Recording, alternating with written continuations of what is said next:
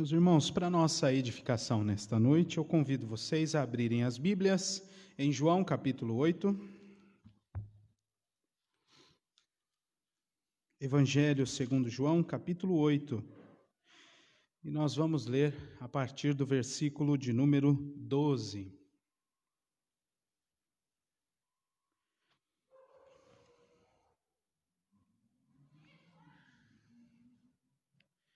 Evangelho de João, capítulo 8, do verso 12 ao verso 20, assim diz a palavra do nosso Deus.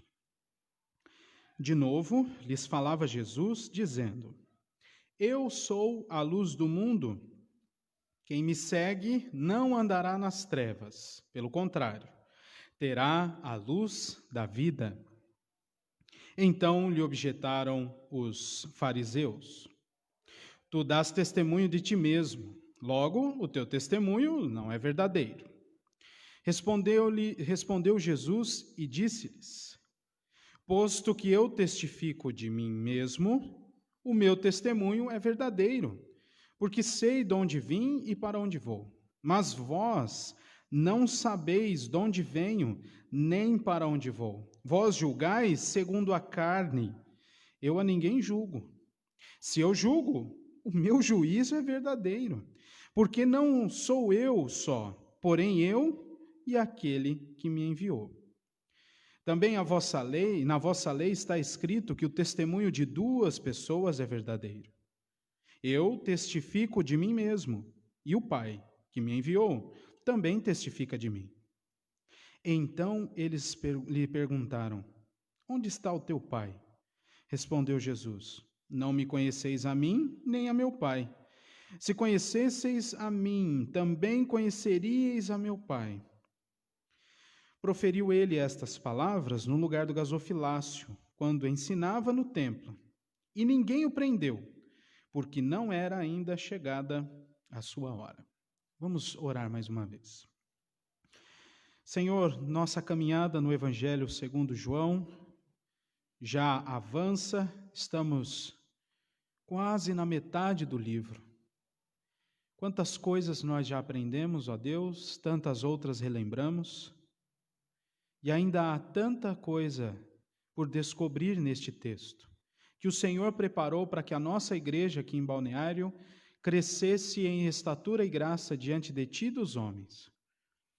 Te pedimos, ó Deus, que o Senhor opere poderosamente no nosso coração, motivando-nos, Senhor, a estudar mais este livro, a praticar as lições que daqui temos extraído, Senhor, a nos motivar também, ó Pai, a seguir nesta sequência de mensagens.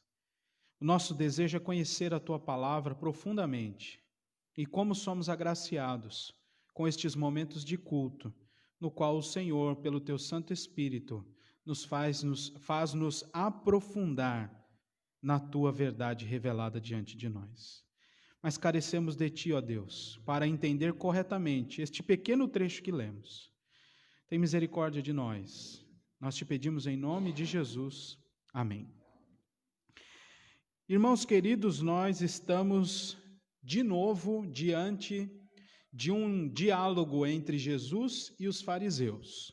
E, brevemente, gostaria já de informar-lhes que este diálogo que nós acabamos de ler, bem como o que se segue a partir do versículo de número 21, e se Deus quiser, na semana que vem nós o abordaremos até o final do capítulo 8, tem relação com todos aqueles diálogos truncados, duros, que Jesus, os fariseus, os sacerdotes tiveram ali no capítulo 7. O ambiente é o mesmo, festa dos tabernáculos, Jesus ensinando no templo, oposição ao ensino do Messias como profeta, vinda da parte dos fariseus. E nós temos acompanhado isso. Há um parêntese, por assim dizer, deste relato da mulher adúltera. E logo depois, o texto que estamos hoje nos liga de novo àquela sequência de diálogos de Jesus com os fariseus, onde eles vêm confrontar Jesus, Jesus os responde e eles não têm muito o que dizer. E a estrutura é bem clara, você notou que outra vez estes homens vêm tentar Jesus para ver se o pegam em alguma falha da prática da lei. Agora, a questão levantada por eles é o testemunho.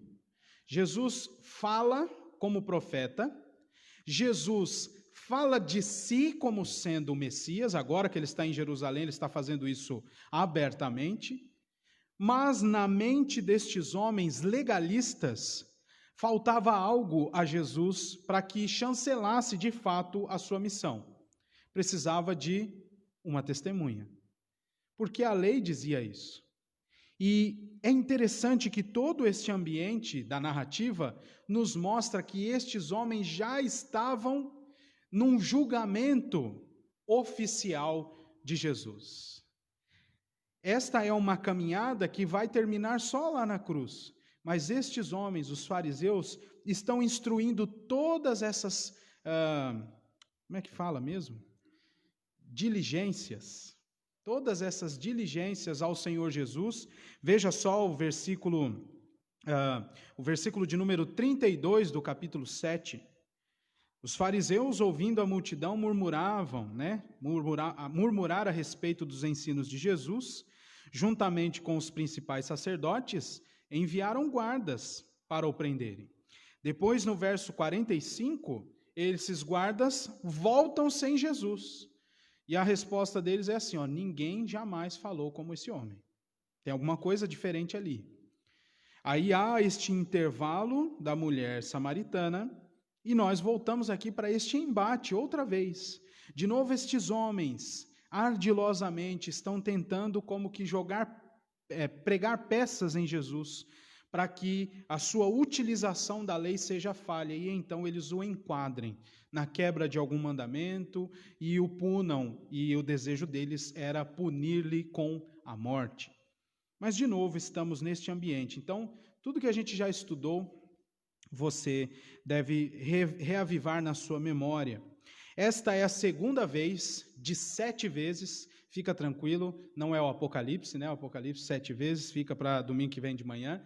Mas esta é a segunda vez de 7 que o Senhor Jesus vai dizer no Evangelho de João, eu sou. Eu sou, ele já disse no capítulo 6, versículo 35, eu sou o pão da vida. E agora ele vai dizer, eu sou a luz do mundo. E é sobre isso que nós vamos aprender aqui. O texto é claro, não há muitas divisões, porque é uma narrativa, há um diálogo aqui, então fica difícil para fazer divisões mais milimétricas, mas o ensino vem da própria fala de Jesus. O ensino central desse texto para nós é que Cristo é a luz da vida. E ao final nós vamos extrair lições, no que isso implica para nós, Quais as implicações de Cristo ser a luz da vida e de nós estarmos debaixo desta fonte de luz, de vida, que é o Senhor Jesus Cristo.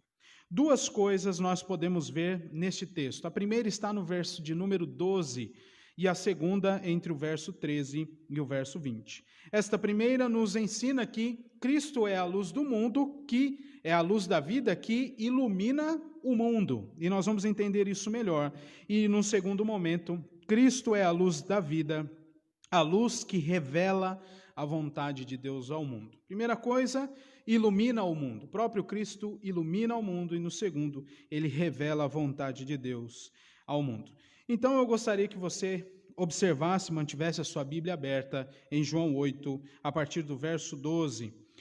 De novo, diz o texto, então, como que uma consequência lógica daquilo que já estava acontecendo, e eu disse no capítulo de número 7, Jesus vai dizer de novo onde ele estava. Verso 20 vai te ajudar a amarrar as pontas do contexto, do ambiente. Onde ele estava? Ele estava no lugar do gasofilácio quando ensinava no templo.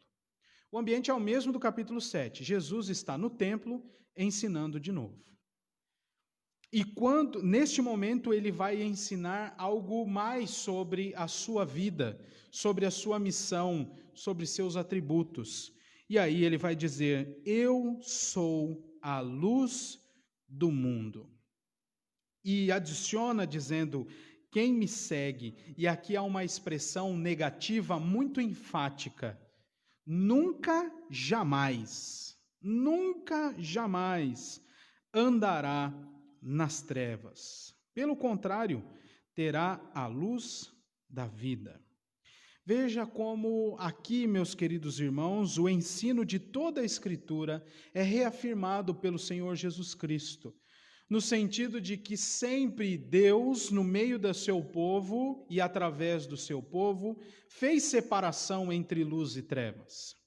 Lá na criação, para demonstrar algo, mas sempre, progressivamente, Deus foi demonstrando e qualificando o império das trevas, as hostes malignas como trevas, e o seu povo como luz. E ele mesmo diz que enviaria a luz para os gentios, para que por meio do seu povo, até mesmo aqueles que não eram de Israel, tivessem acesso a esta luz da vida. Este é um ensino constante, e é por isso que os fariseus ficam incomodados.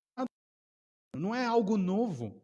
Eles já sabiam que alguém que se autodenominasse como a luz do mundo, ou que fosse apontada para esta pessoa como sendo a luz do mundo, era um indício muito forte de que um ungido prometido pelo Senhor dos Exércitos havia chegado.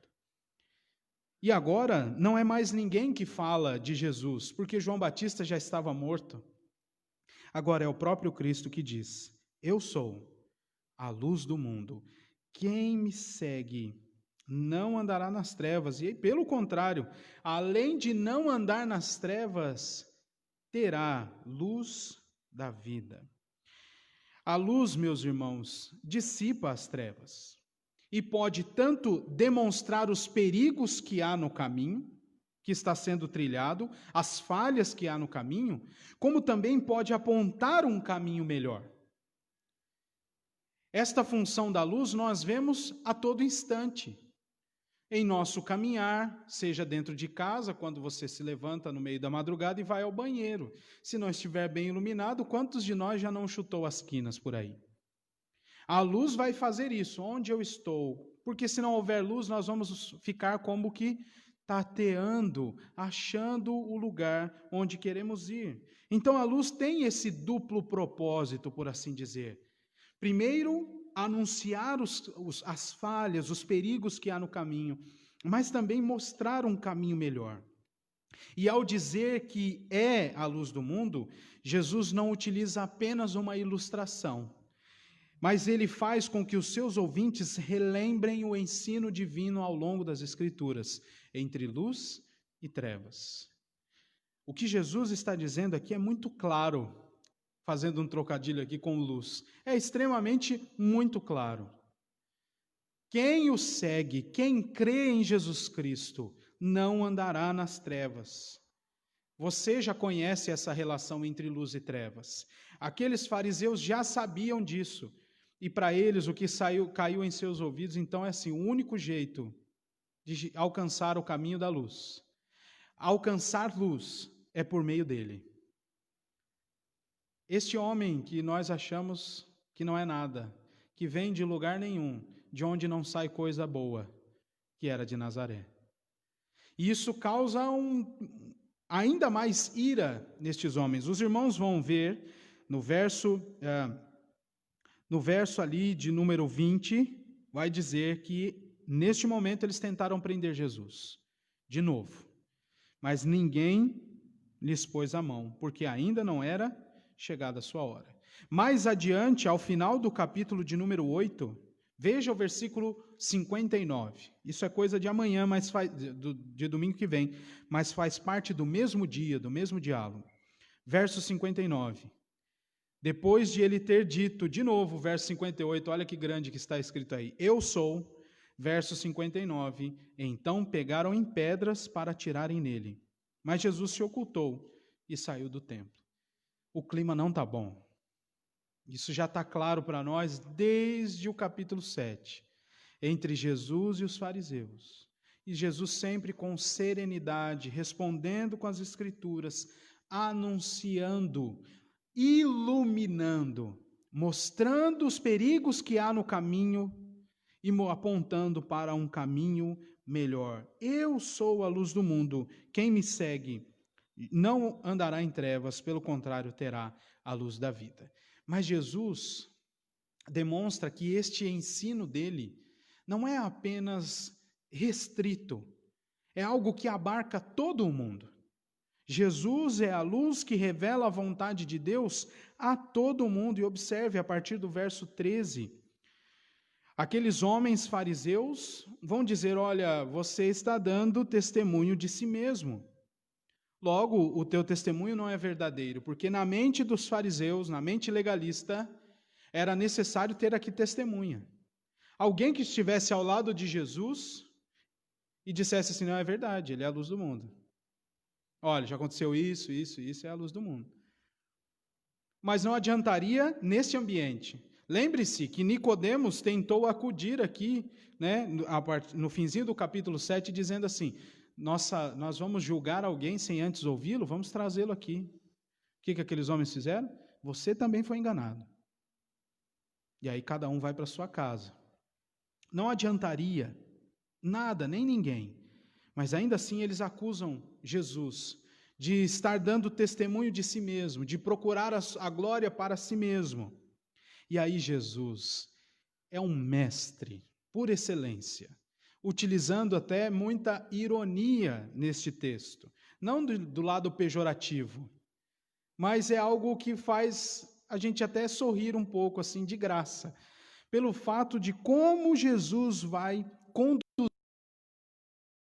Veja só, versículo de número 14.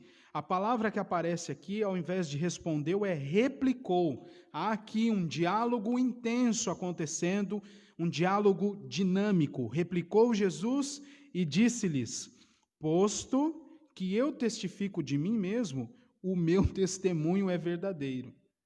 Ele é a verdade. Ele não precisa de ninguém mais. E isso, é claro, causa ainda maior ira naqueles homens. Bastasse o Senhor dizer: eu sou a luz da vida, bastasse ele dizer que aquele era o testemunho dele, e pronto. E Jesus dá a razão. Por que isso? Porque eu sei de onde eu vim e para onde eu vou. Eu sei de onde eu vim e para onde eu vou, de onde eu tenho vindo e para onde eu estou indo, mas construído assim, né, esta tradução. E aí ele vai continuar provocando aqueles homens no verso de número 15. Vós julgais segundo a carne, eu a ninguém julgo. Você precisa se lembrar, por exemplo, de Jesus no capítulo 3, ensinando a Nicodemos o seguinte: quem crê em mim não será julgado. Quem não crê já está julgado. E aqui, meus irmãos, nós podemos fazer estas conexões.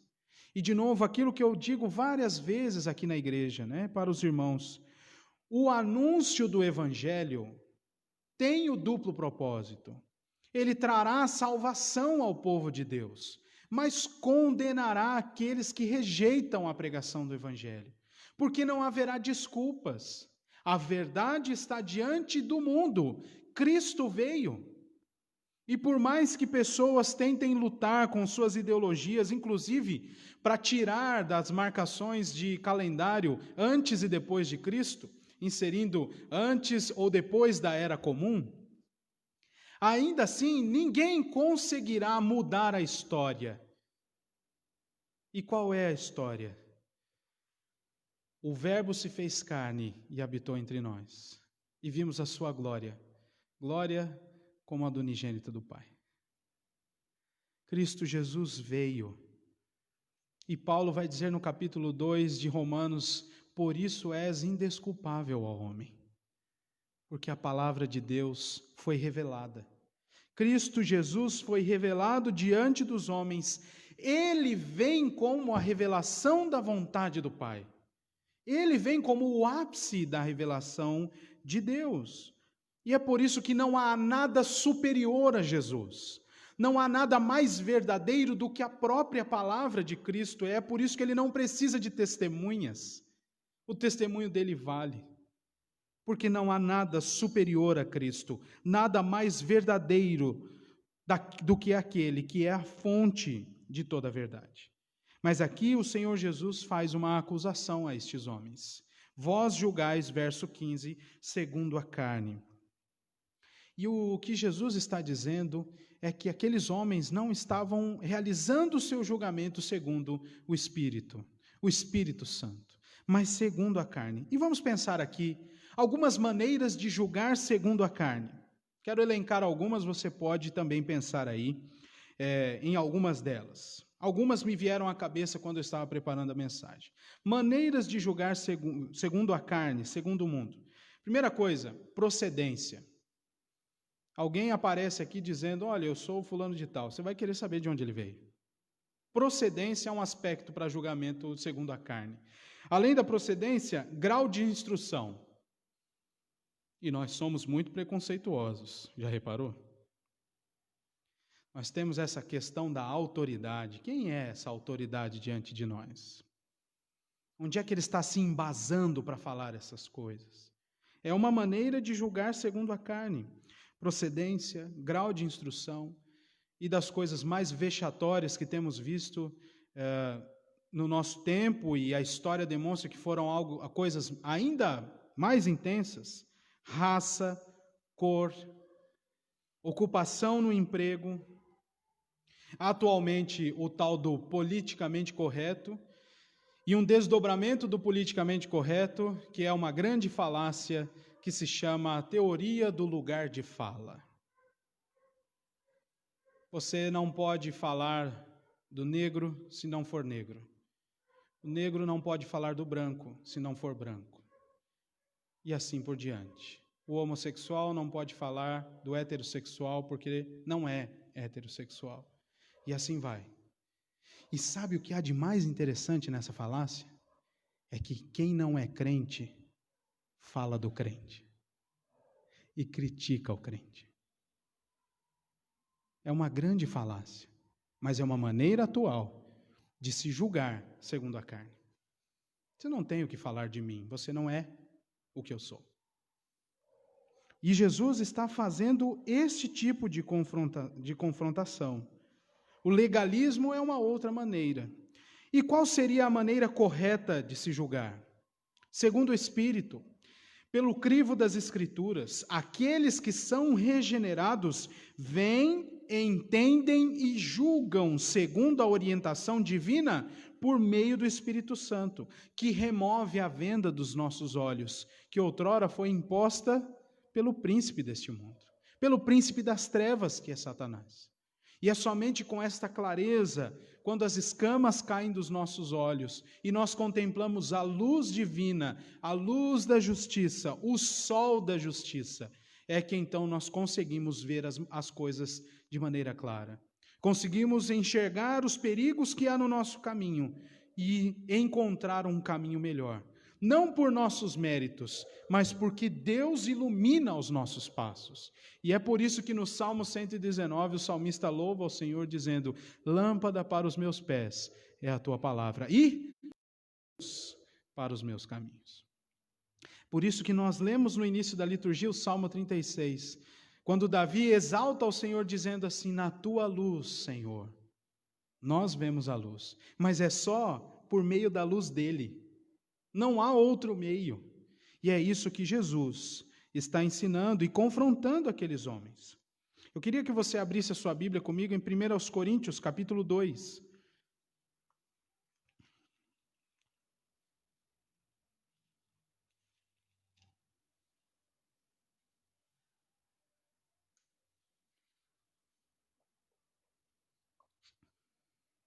A partir do verso 6, e Paulo diz: entretanto, expomos sabedoria entre os experimentados, não porém a sabedoria deste século, nem a dos poderosos desta época, que se reduzem a nada, mas falamos a sabedoria de Deus em mistério, outrora oculta, esta sabedoria, a qual Deus preordenou desde a eternidade para a nossa glória.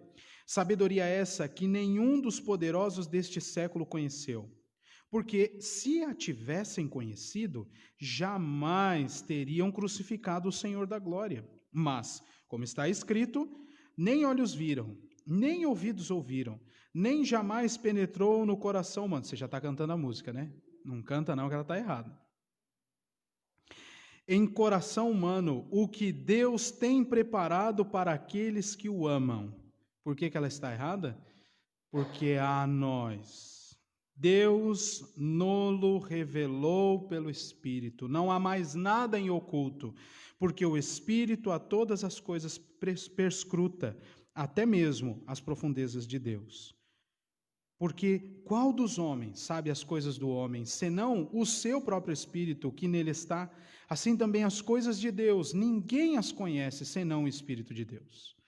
Ora, nós não temos recebido o Espírito do mundo, e sim o Espírito que vem de Deus, para que conheçamos o que por Deus nos foi dado gratuitamente. Disso também falamos, não em palavras ensinadas pela sabedoria humana, mas ensinadas pelo Espírito, conferindo coisas espirituais com espirituais. Ora, o homem natural não aceita as coisas do Espírito de Deus, porque eles são loucura, e não pode entendê-las, porque elas se discernem espiritualmente. Porém, o homem espiritual julga todas as coisas, mas ele mesmo não é julgado por ninguém. Pois quem conheceu a mente do Senhor que o possa instruir? Nós, porém, temos a mente de Cristo. Nós, porém, temos a maneira correta de julgar e não julgar como aqueles fariseus estavam fazendo, segundo a carne. O que eles estavam fazendo ali naquele templo era instituir um grande tribunal, no qual o réu era o Senhor Jesus Cristo. Estava sendo acusado de quebrar a lei, de dizer que ele era o Filho de Deus, de dizer que ele era um só com Deus, e aqui de dizer que ele era o grande eu sou. E sem ninguém que desse testemunho sobre isso. E o prato estava pronto para que eles então o degustassem. Mas não foi desta vez.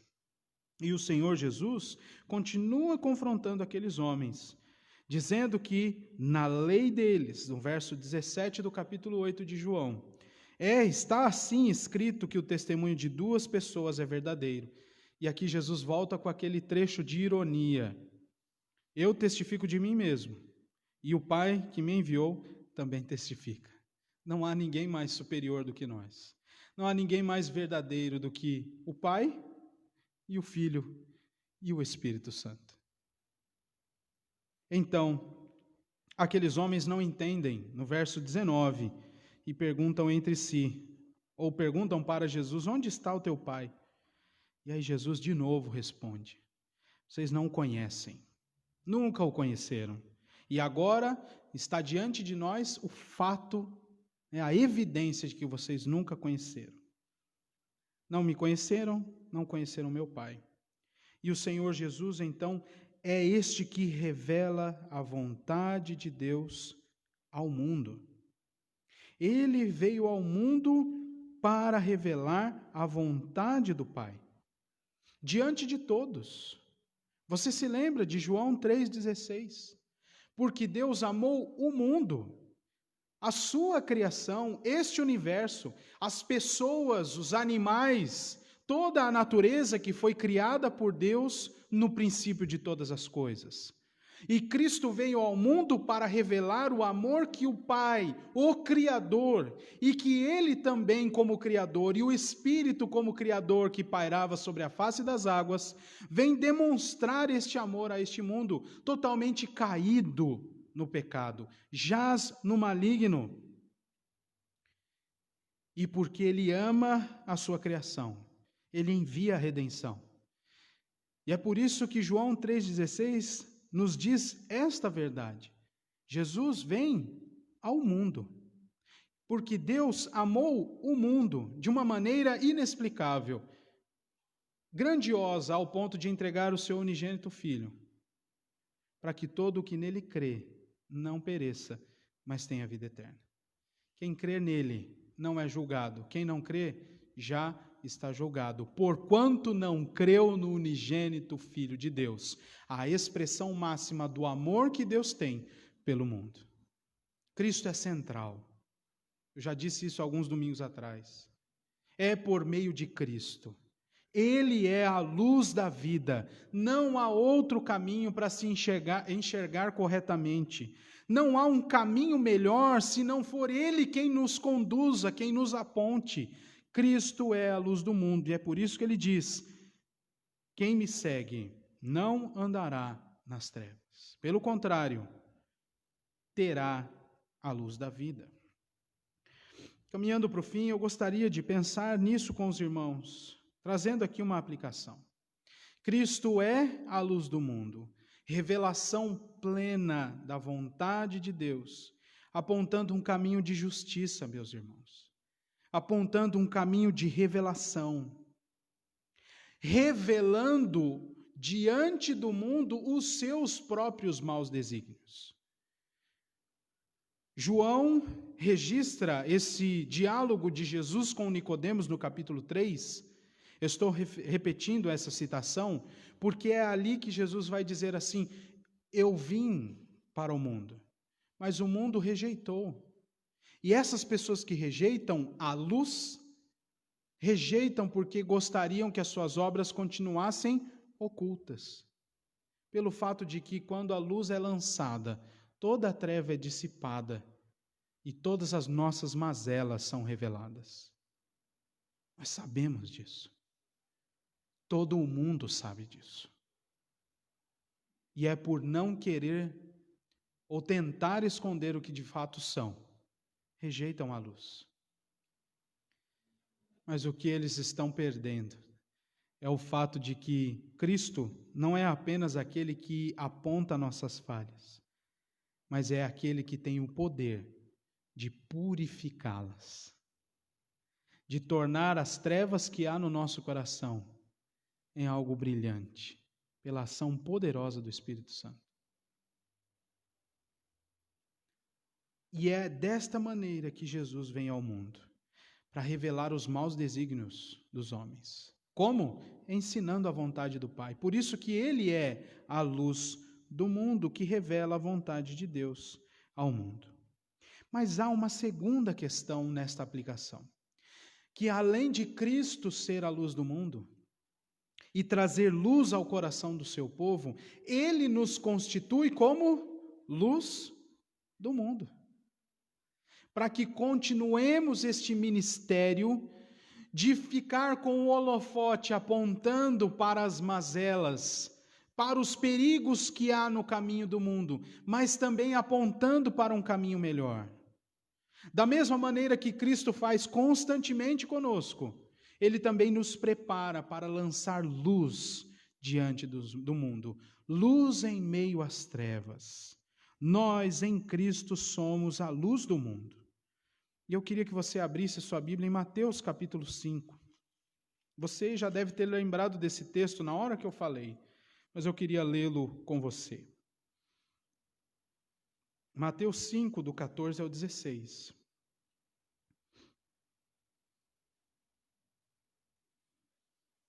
Que diz assim: vós sois a luz do mundo. Não se pode esconder a cidade edificada sobre um monte, nem se acende uma candeia para colocá-la debaixo do alqueire, mas no velador, e alumia a todos os que se encontram na casa. Assim, isto é, como não tem como destruir uma cidade ou esconder uma cidade que está edificada no alto do monte, como não tem como escondê-lo, como não tem como esconder ou fazer com que uma candeia brilhe num lugar escondido, ela precisa estar em exposição. Assim também, nós, povo de Deus, que somos a luz do mundo, devemos fazer com que a nossa luz brilhe. Assim brilhe também a vossa luz diante dos homens, para que vejam as vossas boas obras e glorifiquem a vosso Pai que está nos céus. Em outras palavras, não tem como um cristão tentar se esconder. E ainda que se esforce, nenhum cristão poderia se esconder. O nosso dever é lançar luz no meio das trevas. É por causa do Evangelho que nos transformou e anunciando este Evangelho, é que as trevas serão dissipadas. É por isso que a Igreja de Cristo ainda está aqui. Porque ainda há trevas que precisam ser dissipadas.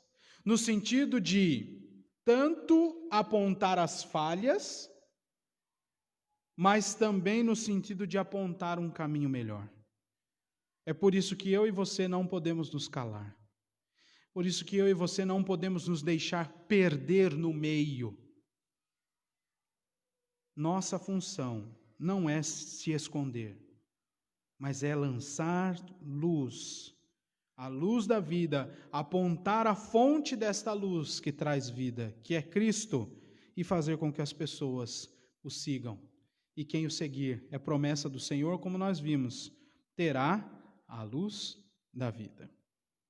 Mais adiante, ali no capítulo 6, você não precisa abrir, o Senhor Jesus vai dizer o seguinte, eu encerro aqui. São os olhos a lâmpada do corpo. Se os teus olhos forem bons, todo o teu corpo será luminoso. Eu estou lendo a partir do verso 22. Se, porém, os teus olhos forem maus, todo o teu corpo estará em trevas. Portanto, caso a luz que em ti há sejam trevas, que grandes trevas serão. E você e eu, que luz temos? São trevas ou é a luz da vida que foi lançada sobre nós por causa de Cristo Jesus e em Cristo Jesus? Você tem seguido a Cristo, que é a luz do mundo? Ou você tem tentado voltar para o império das trevas, de onde você veio? Resgatado, transportado à força mesmo, pelo Deus da luz. Aquele que o segue recebe o testemunho verdadeiro e a luz da vida. Nós já recebemos esse testemunho. E é preciso lembrar, para que não demos passos atrás. E é preciso proclamar, para que muitos tenham acesso a esta luz da vida. Cristo é a luz da vida. Nós somos a luz de Cristo. E quem o seguir jamais andará nas trevas. Pelo contrário, terá a luz da vida. Que Deus nos abençoe. Vamos nos colocar em pé, orar e encerrar o nosso culto desta noite.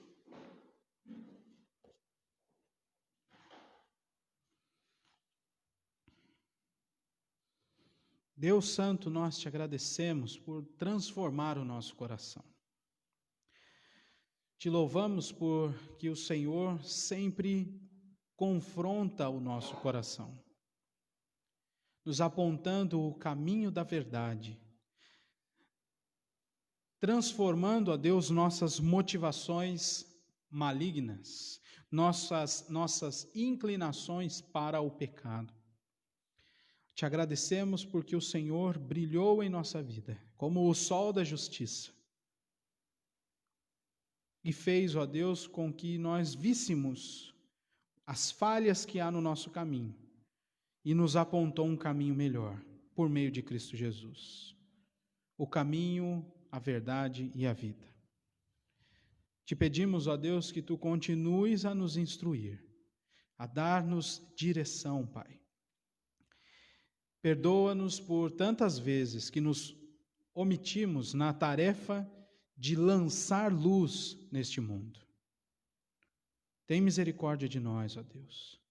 Em tempos tão complicados como os nossos, não deixe que a Tua igreja fique calada. Não deixe, ó Deus, que a operação da Tua igreja por este tempo seja diminuída, ainda que com restrições, mas que nos recordemos de quem somos. Somos a luz do mundo, constituídas por Ti mesmo, estamos debaixo da Tua autoridade e temos uma mensagem a anunciar, fazendo com que o Teu povo se achegue à luz e seja transformado, e fazendo com que os ímpios rejeitem a luz e vejam no anúncio do Evangelho seus pecados e a sua condenação sendo anunciada. É grande a nossa tarefa, mas é honrosa, porque nós já fomos alvo dessa tarefa. Ouvimos a tua voz e atendemos ao teu chamar. Agora, Senhor, ajuda-nos a também anunciar o teu convite e que tantos sejam, ó Deus, transformados e quebrantados pelo teu Espírito Santo. Obrigado por brilhar em nós. Em nome de Jesus, nós oramos agradecidos. Amém. E agora, irmãos queridos, que a graça do nosso Deus, que o amor de Cristo Jesus, o nosso Senhor, e que o ensino, a companhia e as consolações constantes do Espírito Santo estejam com todos nós, até a volta daquele em quem amamos, a quem amamos e em quem cremos, Jesus Cristo. Amém. Os irmãos podem se assentar.